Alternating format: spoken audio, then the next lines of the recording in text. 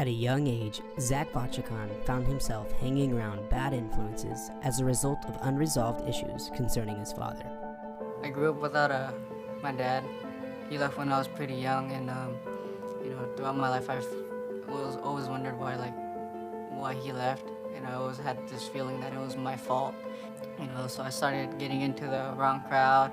I just had that didn't care mentality. As insecurities took over and depression set in, Zach looked to drugs for the answer. So I started smoking weed at the age of 11 or 12, all the way to about last year, so it's 11 years. And on top of that, I was always partying, trying to fill this void, just trying to just flesh out reality. And so I was always partying every weekend, getting drunk, and then I was introduced to pills, and that really was my escape. I was high almost every day, almost off of anything, really any narcotic I could find, Xanax, Adderall. I just had to have something.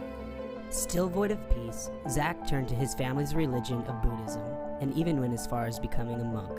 I became a monk, try to find inner peace, try to, overcome these things, and I only felt like I was going more down because I couldn't even live up to that expectation. I just couldn't do it. I couldn't succeed at anything I did. And then so that was really discouraging, and it brought me deeper into depression. Living as a Buddhist monk seemed to leave Zach worse off than before. Life had become too heavy for Zach to carry any longer. And then one night I just, thought to myself, I'm just dead weight. So my mom hides her gun in her room.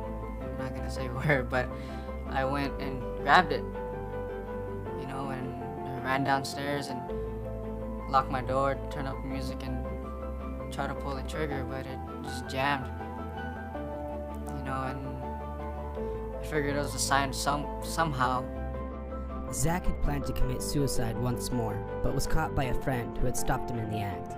I was gonna hang myself, but he snuck through my window and found me, and then took the rope from me and just stayed with me that night and made sure I didn't do anything. And I just poured out to him, just man, I don't know why I can't do anything right in my life, why I am the way I am. After some convincing, his friend had talked him into coming to youth service that next day.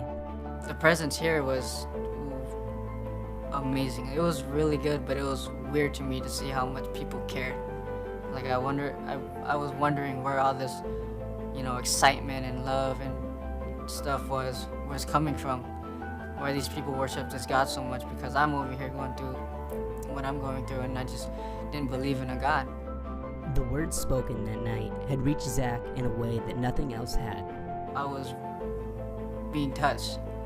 I felt really, really convicted, but in a good way. It reevaluated my life.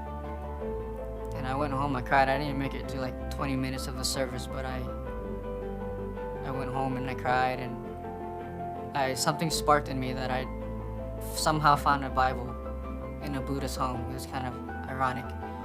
And then I read through Psalms and Proverbs in one sitting, and I just got curious, what does this mean? Why do I feel the way I feel?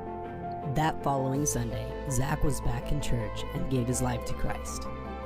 I felt this, this push to come up on altar call, so I gave my life.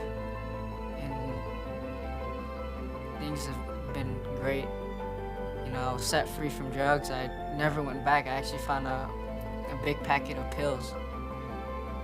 And I called my girlfriend, and I told her that I just didn't want to do it anymore.